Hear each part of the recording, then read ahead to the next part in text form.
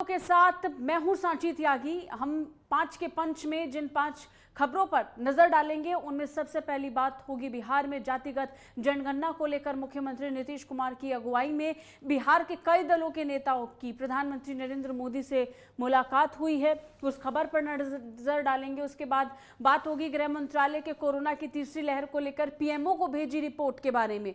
फिर बात होगी अपने सलाहकारों की वजह से नवजोत सिंह सिद्धू एक बार फिर विवादों में घिरते हुए क्यों नजर आ रहे हैं। आगे बात करेंगे भारत सरकार के अफगानिस्तान में फंसे भारतीयों के सकुशल वापसी के प्रयासों की। और आखिर में बात होगी जापान के टोक्यो शहर में होने वाले पैरा ओलंपिक खेलों के आगाज की।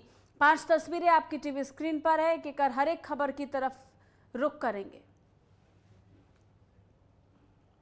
और इसी कड़ी में शुरुआत बिहार से करेंगे। बिहार में जाति जनगणना को लेकर आज बिहार के एक प्रतिनिधि मंडल ने सीएम नीतीश कुमार की अगुवाई में प्रधानमंत्री मोदी से मुलाकात की।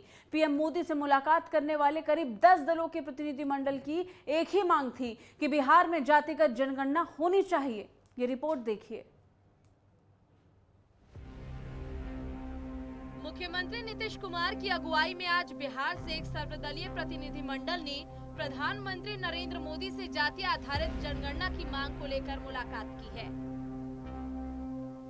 इससे ठीक एक दिन पहले बीजेपी ने जाति आधारित गणना के इस कदम को जोरदार समर्थन किया है। बिहार के वरिष्ठ बीजेपी नेता और राज्यसभा सांसद सुशील कुमार मोदी ने कहा है कि पार्टी ने हमेशा जाति आधारित जनगणना का समर्थन किया है और सोमवार को पीएम से मिलने वाले सर्वदलीय प्रतिनिधि मंडल का हिस्सा थे। सुशील मोदी ने ट्वीट किया है कि बीजेपी कभी भी जातिगत जनगणना के खिलाफ नहीं रही, इसलिए हम इस मुद्दे पर विधानसभा और विधान परिषद में पारित प्रस्ताव का हिस्सा रहे हैं। उन्होंने सैकड़ों जातियों की संख्या शक्ति का आंकलन करने पर सहमति व्यक्त की है। बिहार के पूर्व डिप्टी सीएम का बयान प्रधानमंत्री नरेंद्र मोदी के अपनी टीम में ओबीसी के सदस्यों को रिकॉर्ड प्रतिनिधित्व देने और चिकित्सा पाठ्यक्रमों में अखिल भारतीय कोटा की घोषणा सुनिश्चित करने के लिए हस्तक्षेप करने का अनुसरण करता है।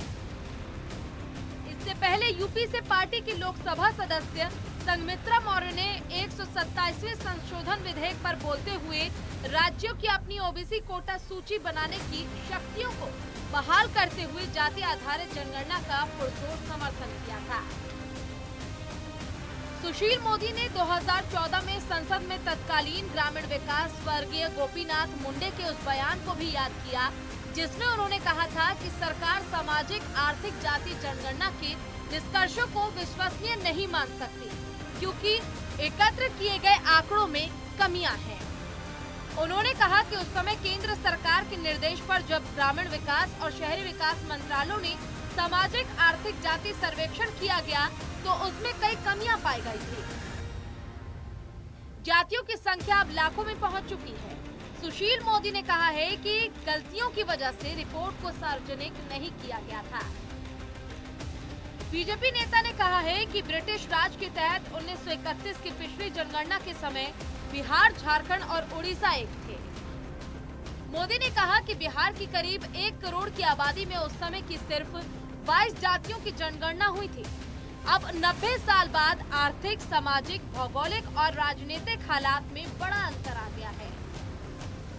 उन्होंने कहा है कि हालांकि जाति जनगणना कराने में कई तकनीकी और व्यवहारिक कठिनाइयां हैं, फिर भी बीजेपी सैद्धांतिक रूप से इसके समर्थन में है।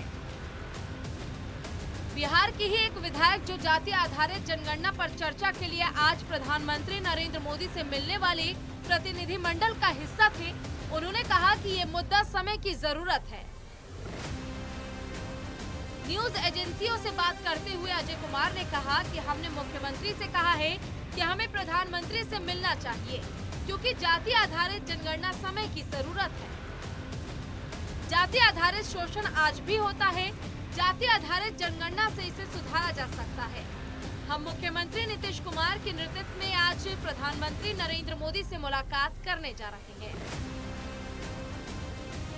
बीजेपी नेता और बिहार कैबिनेट में मंत्री जनक राम ने कहा है कि जाति आधारित जनगणना पर प्रधानमंत्री नरेंद्र मोदी जो भी निर्णय ले वो सभी को स्वीकार होना चाहिए। जनक राम ने न्यूज एजेंसी को बताया है कि मैं नीतीश कुमार के नेतृत्व वाले प्रतिनिधिमंडल का हिस्सा हूं, जिसने आज प्रधानमंत्री से मुलाकात की है। जाति आधारित जनगणना के मुद्दे पर प्रधानमंत्री जो भी फैसला लेते हैं वो हमें स्वीकार होना चाहिए।